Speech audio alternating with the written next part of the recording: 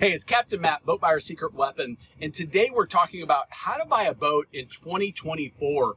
Listen, we know during the pandemic, buying a boat, it got a little weird, right? You had to really make fast decisions. Prices were going through the roof. Now, if you've watched my most recent market update, you know, we're in more of a buyer's market. You've got a lot more control. You've got a lot more leverage in the transaction, buying from dealers, buying from private sellers, buying from brokers. You're much more in the driver's seat. So how does that change how you buy a boat? Let's talk through it, and I'll walk through from start to finish, but I'll point out the things that in 2024 are a little bit different. Number one is you need to set your budget, and you need to set your budget based on reality in today's market.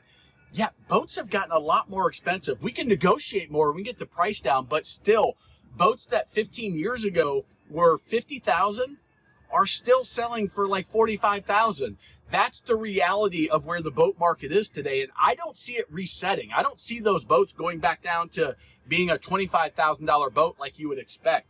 Everything has gotten more expensive in the boating industry, and used boats have really buoyed their pricing. So set your budget, and not just your boat budget, but understand your all-in cost of boat ownership budget. So storage, if you're going to dry storage, wet slips, the trailer cost, if you're going to put it in a lot, the insurance, the maintenance, the fuel, the gear, the cooler, filling that up every time so that you know, all right, this is what it's going to cost to enjoy the boat without being stressed out that this is too expensive, we're not using it enough. You know going in, this is what it really is going to cost, not just that cost of the boat.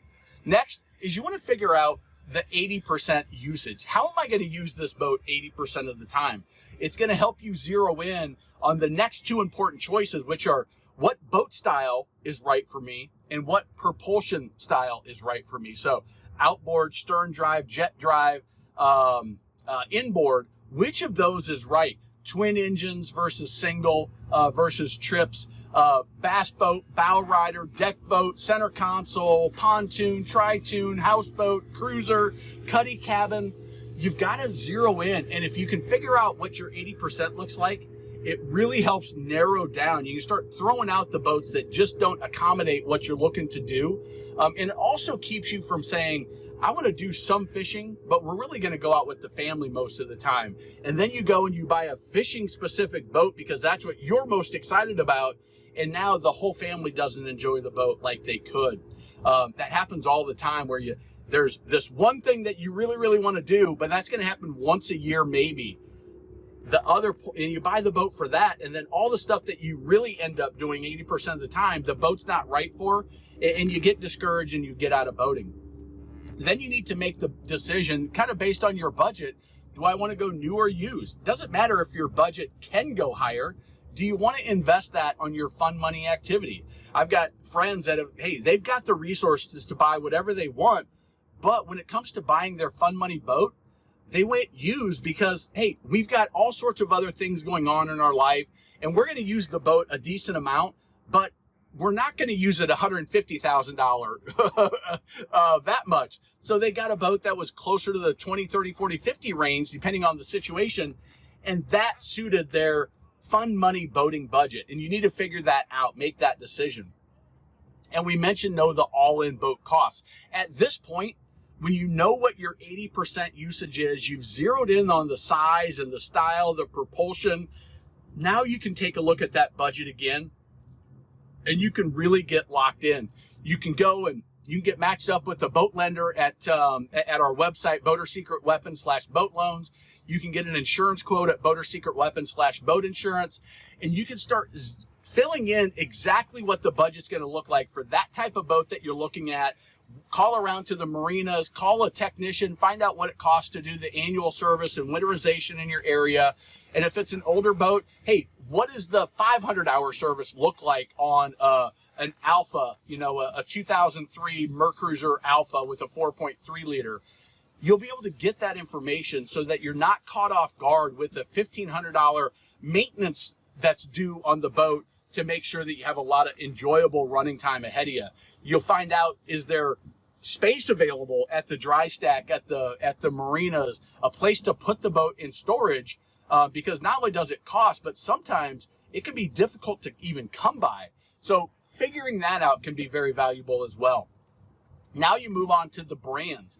This is where it's a little bit different in the pandemic, because now you've got choice. You don't have to just get what's available. Now you can be much more conscious of what you're buying on the new and the used market. So go through, I've got the best and worst on center consoles, bow riders, deck boats, cruisers, pontoons and tritoons. That's all out there, and wake boats. So you can watch that and get a sense for where does everything rank in the world of boating, especially if you're new to it. So that way you can say, hey, I'm a premium level guy. I want the best of the best. Or if you're like me, hey, I'm a mid-tier person where I like the middle of the road. I don't need the best, but I want good, right? And that's where my budget lies. There's some people that say, hey, boating is a fun activity and we're in a colder climate, or, this is where our budget's going to fit and we really like the warranty. And so I'm going to go value. I don't need all the bells and whistles, and I'm really going to take great care of it to make it last. And that's the value category. There's no bad boats out there anymore, in my opinion. They're all pretty good and are all safe for sure. And then it's just a matter of what's your budget, what's your expectation quality-wise, and that's going to help as you come into the brand. And then you narrow on the model and the size, and you really start zeroing in. That might mean that you go to Boat Setter or Get My Boat and you rent a boat and you take the family out on a style of boat, a brand of boat, a size of boat, a propulsion system that you think you're interested in, and you go out for the day and you say, hey, we love it. This is amazing. Or, oh crap, that was not exactly what we expected. Maybe we need to pivot, or maybe not buy a boat at all. Maybe we don't love it as much as we thought, and now you get away with a $500 experience that that's not right, or you end up with the holy crap, we are right on the money, and you can move forward with confidence. Inspect it completely. If you've watched any of the 500 plus videos on my channel, I'm a big fan of inspecting the boat, and that's why we've got our free Boat Buyer's Toolkit that's just packed with checklists and questions to ask and how to inspect things. If you go to boatbuyerstoolkit.com, you can get that for free. But inspect the boat. And I'm talking used boats, almost new boats, and brand new boats. Before you write that check, inspect it and do a sea trial. We'll get to the sea trial in just a bit. Then you want to start the negotiations. Figure out, are there discounts to be had? Can I get services thrown in? Can I get gear thrown in? What are they going to do if it's a used boat with all the tubes and the life jackets? Are they getting out of boating, or are they moving to a different style? Can I get some value in the negotiation that if I don't ask, I won't get it? In our First Time Boat Buyers Academy, we've got what we call the magic money saving method. It's a proven negotiation technique that it saves thousands and thousands of dollars for everybody that uses it. I get emails all the time. I save $2,500. I save $3,800. I save $1,500 when buying my boat after already doing my negotiation. But that question got me even a bigger discount. Or they throw in some services, they throw in some gear, because we talk about dealers and private sellers and different strategies. All of that's there if you want to check it out at the Boat Buyers Academy. But negotiate, especially now in 2024, there's opportunities for some great values and some great discounts.